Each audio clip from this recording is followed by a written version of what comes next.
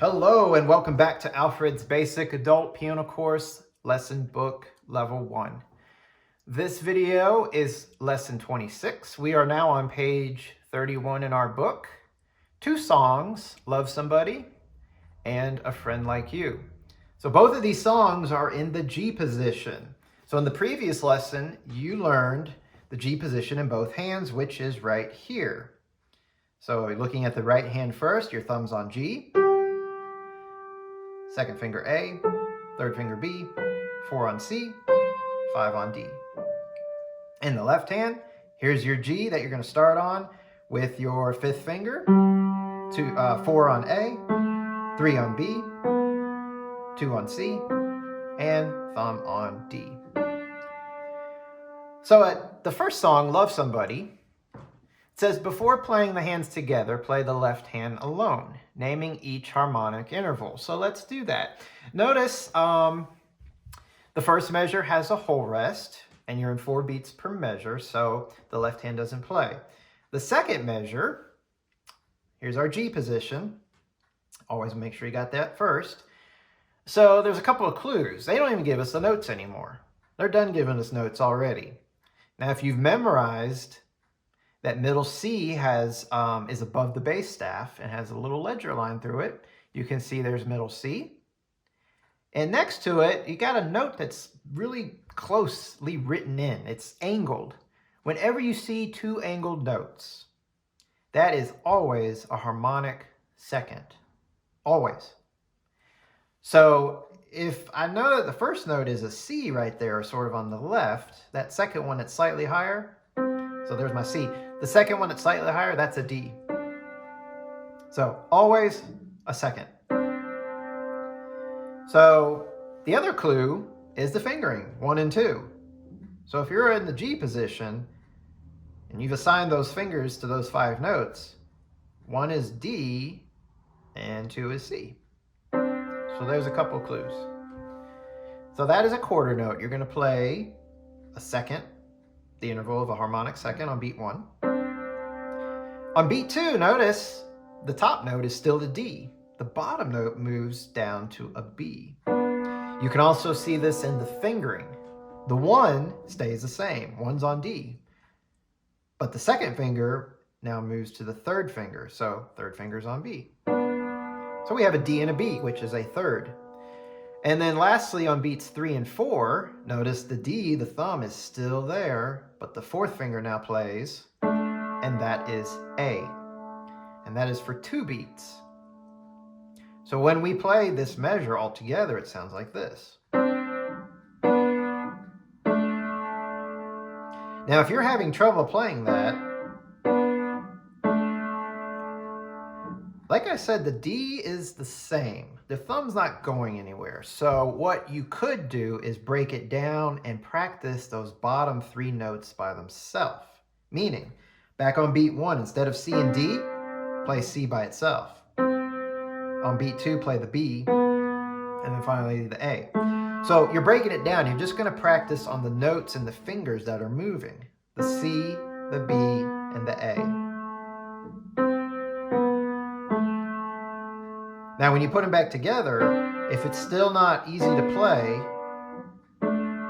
but you were able to do that by itself, you could hold the D.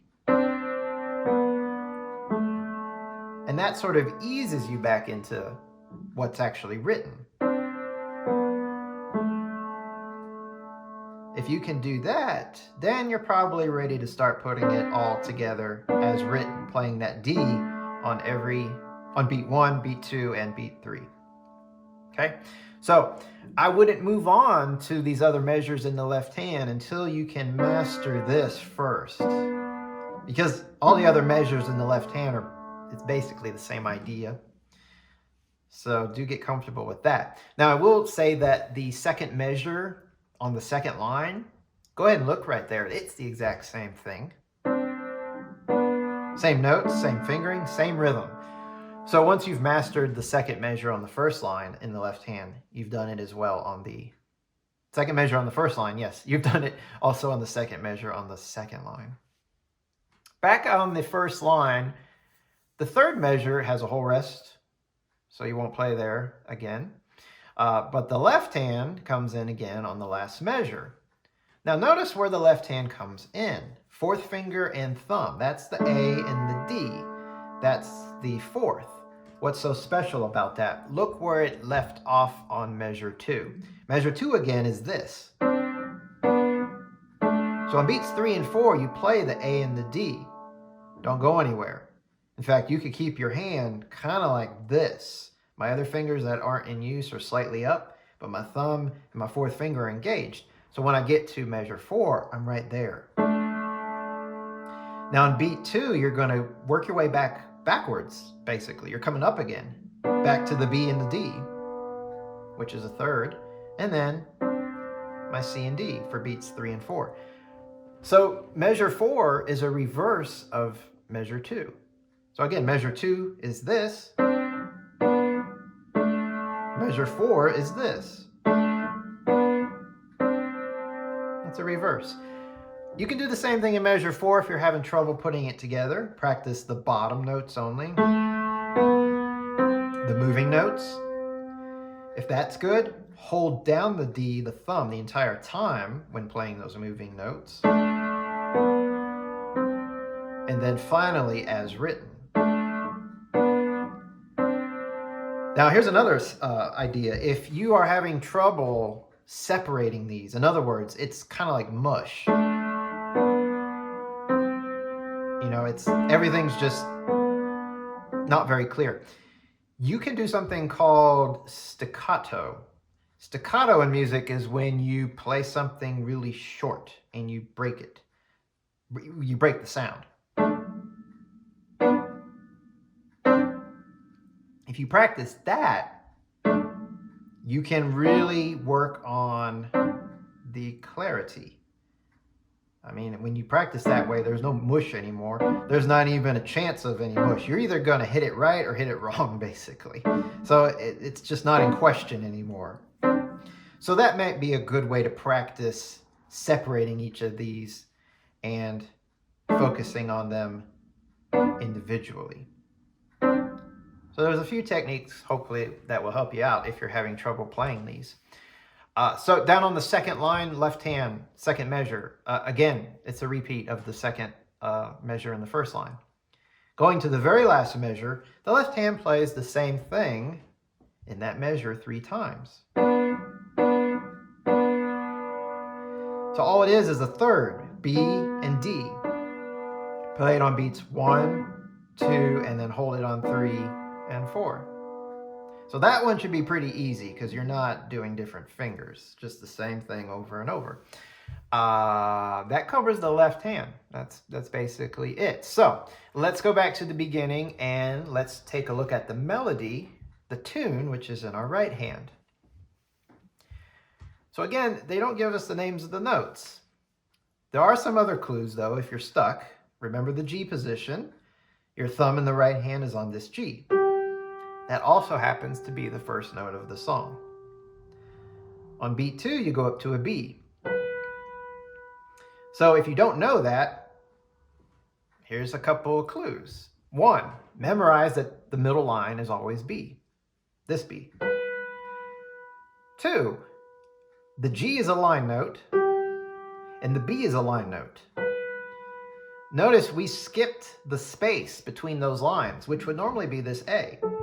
So when you have a line, skip a space, go to a line, that's a third. And remember from the previous lesson what am I trying to say? Oh, melodic intervals. From G, a third up from G is a B. Yeah, that's what I'm trying to say. G to B, that's a third. From the B to beat 3, you're going to D, which is the second line from the top. Or if you look at it again, it's another third. B, we're skipping the space note, which is a C, and going to D. And then you have D again on beat 4. So that first measure is, you're engaging your third finger, your first finger, your third finger, and your fifth finger. In this first measure, you're not using 2 or 4. So practice that a few times. Just get used to that. Notice the slur above those notes, so you're going to want to play it smooth. Nice and connected. You don't want to go. Now you can practice it that way for clarity, but in the end, this is the result, connected. Measure 2, A with your second finger, up a note to B, up one more note to C. So again, that's A, B, C. Your third measure is a repeat of the first measure. Sound familiar? It's the same thing, G, B, D, D. Your last measure, C, B, A. Again, fourth finger C, 3 on B, 2 on A. Let's put the entire right hand together on the top line.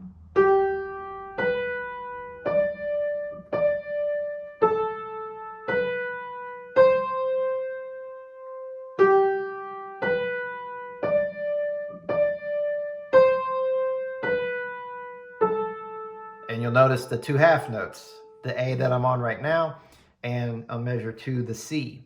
Everything else is quarter notes. Going down to the second line, once again, the right hand is a repeat of the first and third measure on the first line. And the second measure is a repeat of the second measure on the first line, the A, B, C. Now the third measure is different. You're going to your third finger on B. You're going to play it twice on beats 1 and 2. Then A twice. And then your last measure, G, 3 times. So those 2 measures again, B twice, A twice, G 3 times. Okay? The right hand all together from the beginning. I'll give a count off. 1, 2, 3, 4.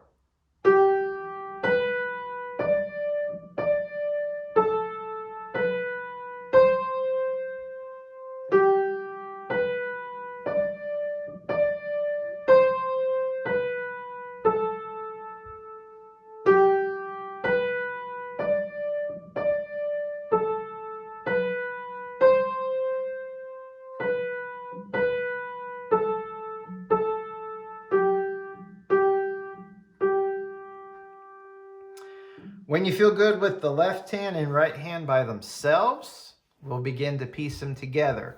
My advice is go directly to measure 2. Why? Because measure 1, you've already learned it. It's the right hand by itself. Focus on measure 2. So here's our right hand, left hand in the G position. Now what I would do is review the right hand in this measure. Nice and slow. Review the left hand in this measure. Nice and slow. Now even slower, put the hands together.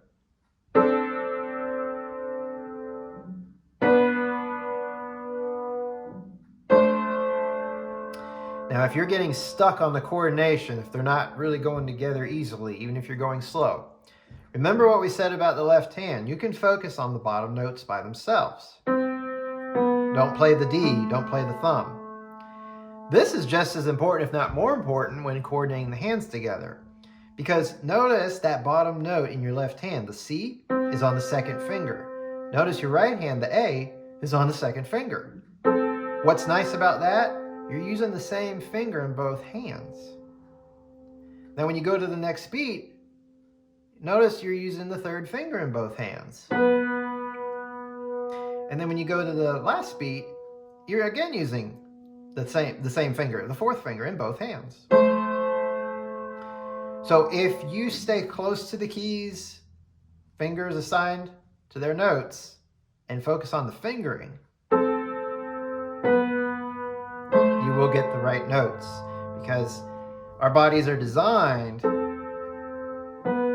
for the same fingers in each hand to play at the same time.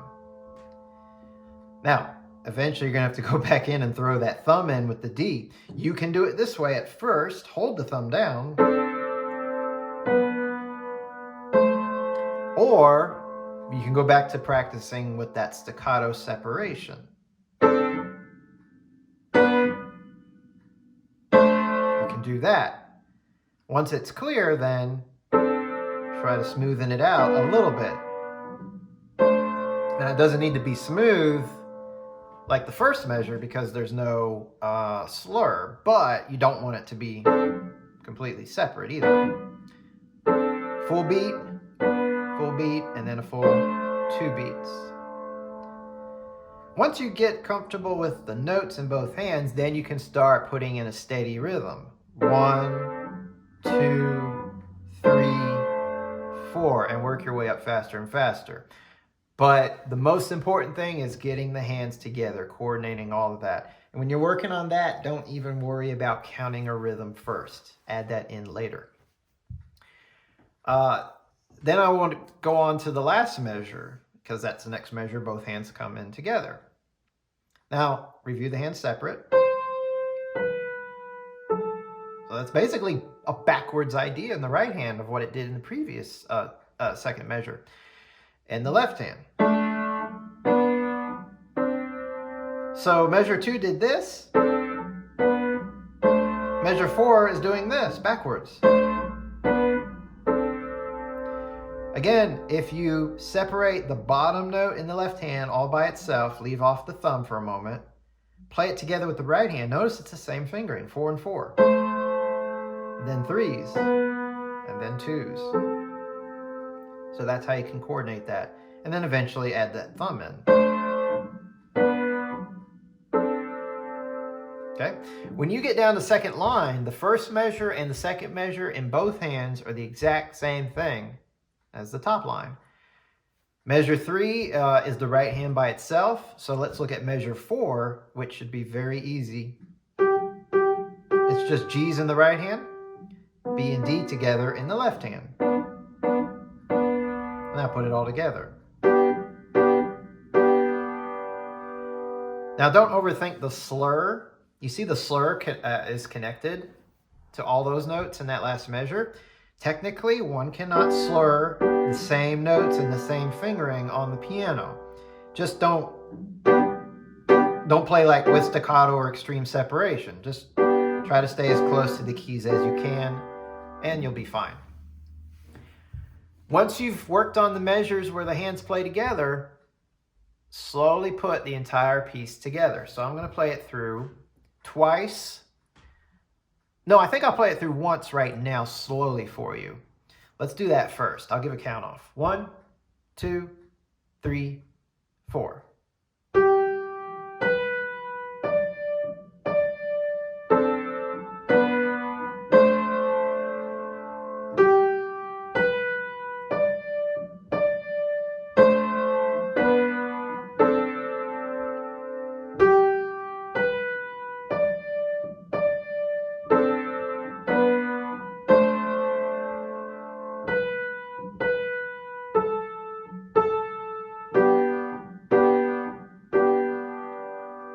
All right, now this time I'm going to play the entire piece as intended. So notice at the top it says happily. So when you think about happily, is it going to be slow and drag along? Not really. It's probably going to be a much faster tempo. So you're going to have to work your way up to that faster tempo with a lot of practice. Notice the repeat sign at the end. So not only are you going to play it through twice, but at the beginning it says F-P. What does that mean? In parenthesis, first time through is forte, loud. When you repeat it, second time soft. So that's going to be a lot more interesting than just playing it loud twice. Dynamics add variety. So I'm going to play it considerably faster. I'm going to take the repeat and do the different dynamics for you. So here's a little count off. 1, 2, 3, 4.